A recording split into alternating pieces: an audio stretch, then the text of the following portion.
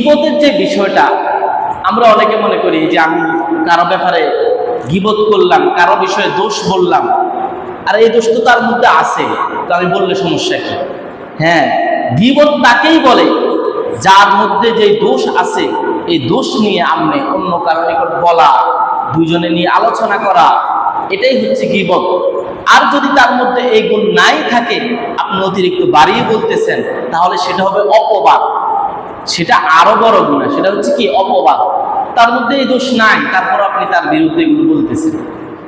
আর যদি থাকেও, সেটাই হবে গীবত। গীবত অত্যন্ত ভয়াবহ গুনাহ। কোরআনের আয়াতের মধ্যে অসংখ্য জায়গায় এগুলোর ব্যাপারে বলা হয়েছে।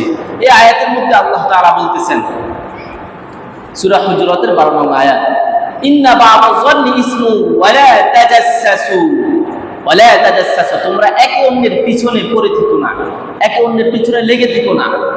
ওয়ালা ইয়াক্তাব বা'দুকুম বা'দা, এবং একে অন্যের গীবত করো না, একে অন্যের দোষ সমালোচনা এগুলো নিয়ে আলোচনা করো না। এরপর আল্লাহ তাআলা বলতেছেন এগুলো করা কেমন, এগুলোর উদাহরণ দিতেছেন আল্লাহ তাআলা কোরআনের আয়াত। আল্লাহ তাআলা বলেন, আইয়ুহিব্বু আহাদুকুম আন ইয়াকুলা লাহমা আখিহি মাইতান ফাকারিহতুম। এই যারা গীবত করে আল্লাহ তাআলা তাদেরকে বলতেছেন, আইয়ুহিব্বু আহাদুকুম, তুমি কি এটা পছন্দ করবে? আন ইয়াকুলা লাহমা আখিহি মাইতা, তুমি তোমার মৃত ভাইয়ের গোশত খাবে? কোরআনের আয়াত।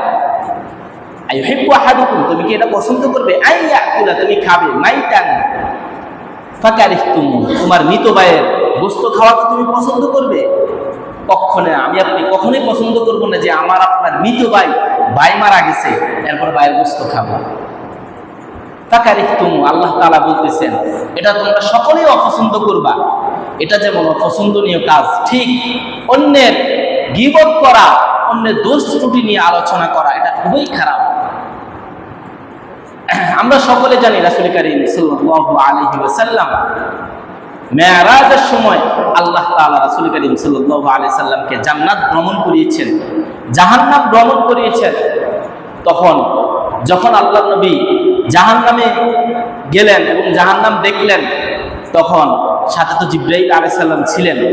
তখন দেখতেছেন যে একদল লোক তারা মৃত প্রাণী খাচ্ছে, মানে মারা গেছে এমন প্রাণী খাইতেছে, তাদেরকে শাস্তি দেওয়া হচ্ছে।